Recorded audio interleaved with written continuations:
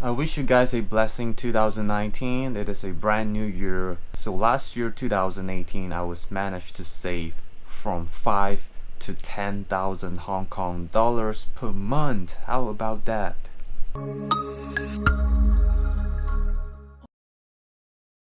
So some of you might think that this is a lot, or some of you guys might think that it is pretty little. But for me, if I were to compare to when I was working in Malaysia, it's really a lot if I could bring my saving back to Malaysia. If I convert to Malaysian ringgit, it would be 2.5 thousand up until 5,000 Malaysian ringgit of savings per month. So I just want to emphasize that I did not achieve that by simply jeopardizing my health or compromising my social life in Hong Kong. For example, skipping meals, that having 2 meals instead of 3 meals in a day to save some money on food, or having no entertainment, no leisure activities at all. I did not do that to save that amount of money. And apart from that, I just want to say that my salary is not particularly very high on 2018, that my salary was below the average of the salary in the market in Hong Kong.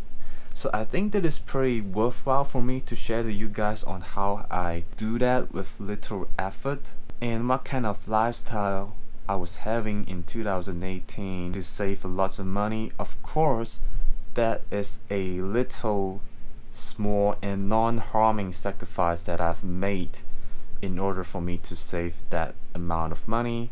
I will share to you at the end of this video. So when it comes to food for breakfast, I really eat a lot for breakfast because I'm a breakfast guy and I cares a lot about it. So usually I will eat at the local fast food franchise that cost me at the range of 27 to 32 Hong Kong dollars per meal.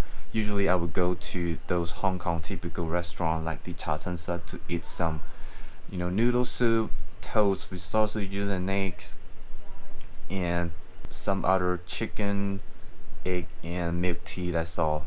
So I usually eat a lot for breakfast. But for lunch, I usually will eat a little bit more expensive. That costs me around 45 to 55 Hong Kong dollars. So sometimes when I miss Malaysia food, I will go to one of the typical Malaysian restaurant in Hong Kong. So the cost will be slightly more expensive than the local meal here, but it will cost you around 50 to 60 Hong Kong dollars. It could be up to 65 Hong Kong dollars for a meal. While for dinner, I usually eat a little portion. Sometimes I would have like wonton noodles, beef fries, or sometimes I will have avocado, banana milkshake for dinner, because I usually don't eat a lot for dinner. But sometimes I would just pamper myself by having a decent meal that cost me around 60 to 65 Hong Kong dollars, around that range. While for the weekend entertainment or leisure activities, I usually work on my part-time job, and also sometimes I would just spend a few hours, have a walk at my home nearby area around the park, the garden, or sometimes I would just go to the stores to have a walk around there to buy some stuff. And I used to do a lot of mountain hikings and island hoppings when I was studying in Hong Kong, but these do not cost a lot because you only have to spend some money on the transportations that would cost you at most 100 Hong Kong dollars for a return trip.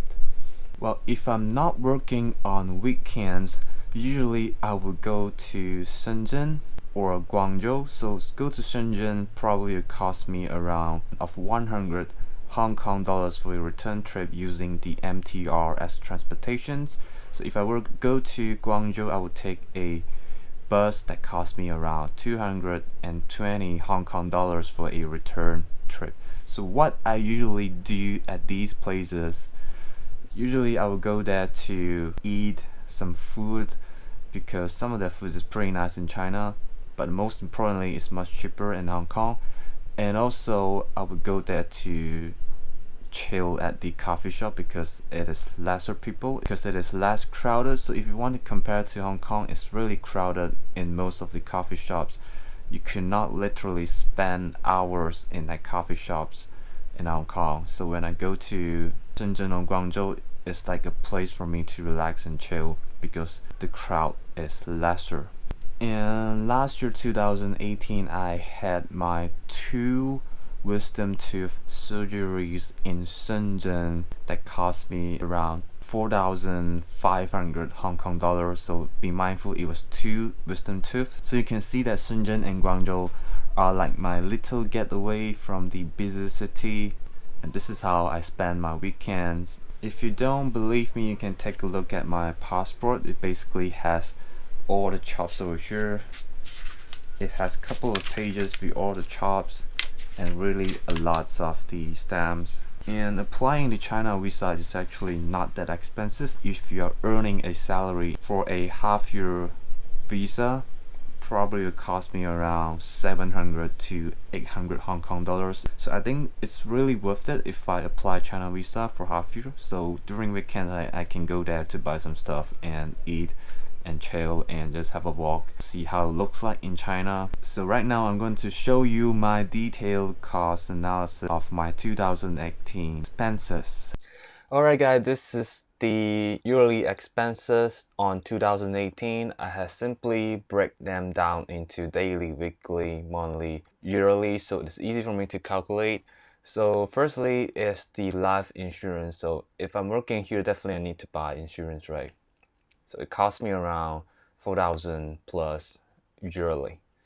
So when it comes to food, so I think I explained to you how much I spend for breakfast, lunch, and dinner, and this is my average expenses for foods, around 3,000 plus. Sometimes I spend even lesser than that.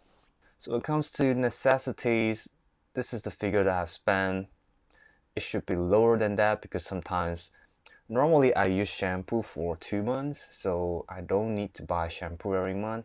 However, if you're a girl, you want to buy makeup, of course this will be the figure, probably will be more than that. So when it comes to entertainment, so if you don't like China, you don't want to go to China, you say, hey, I want to spend my time, my weekends in Hong Kong, you definitely can do that by spending some money on the movies. You can go for beers. So if you go for a beer, 100 Hong Kong dollars will be enough. So movies cost you around 80 to 100 Hong Kong dollars. Coffee, 40 to 50 if you go for those 3P. If you go for Americano, it will be like 30 plus. So averagely I spend 500 Hong Kong dollars weekly, and then I times 4 to 2,000, and yearly times 12 equals 24,000. Transportation, this is my usual transportation from my place to Central. It's actually pretty much, right?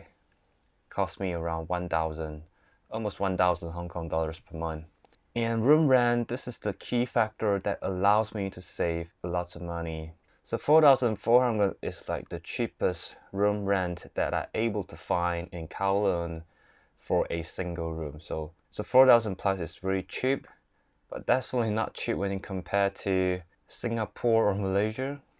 Last year I spent my other money on the working visa, the China visa, and tooth surgery, and 8,000 was my flight back to Hong Kong, and I spent some time in Phuket. So this is the figure that I spent, 8,000. So you can see that in total, yearly I spend around 152,000 Hong Kong dollars. So every month I spend around 12,000 Hong Kong dollars. So how to validate this figure? So I can show you that according to Hong Kong Inland Revenue Department, basically the tax department, they have set up a figures on the basic allowance. All right, basic allowance for yearly is 132,000 Hong Kong dollars. So if you divide by 12, it will be around 11,000 Hong Kong dollars. So it's just almost tally with my figures. You could probably spend more than that, probably 13,000 up to 15,000 dollars. So I also prepare a chart showing that what is the major contribution of my expenses. So room rent is definitely at 34%, and food. And you can notice that other emergency flight, even insurance, costs you around 3%, which is normal. So entertainment only 16%, and this is where I make full use of it. I try to rent cheapest room possible so I can save more. So it allows me to save 41% of my salary after tax. So let's assume that your salary is 25,000 Hong Kong dollars. So this figure is not a made-up figure. It's like the average monthly salary that you can get in Hong Kong. If you work for more than 2 or 3 years, you can get more than that, definitely. So let's try to minus the monthly expenses. So it's 12,000 Hong Kong dollars that you can save. So you can see that this figure is really a lot. And from there, you should know that how much my salary is. So let's assume that you want to eat more for dinner. So I'm going to put in 60 Hong Kong dollars for dinner. So your monthly expenses for food will increase. And this is the room rent. I think most people cannot accept a very small room. If you want to spend more money on your accommodation, you want to have a bigger room, a more spacious room, you definitely need to spend up to 10,000, but at least 8,000 Hong Kong dollars. So I'm going to put in the figure. And let's say you want to have more entertainment, want to have more social life, but you don't want to go to China, you want to spend your time in Hong Kong, you can do that. So let's assume to have to spend around 1,000 Hong Kong dollars. So your monthly expenses will go up to 19,000 and you can save around 5,000 Hong Kong dollars per month. So it's like give and take. So what you need the most, what you don't need the most. For those things that you don't need the most, you try to save more from that. That's why I try to save my money from room rent. If you want to save more, you can just save some money from entertainment, let's say 500, and your saving will boom up to around 8,000 Hong Kong dollars. So this is like a rule of thumb for you guys to understand.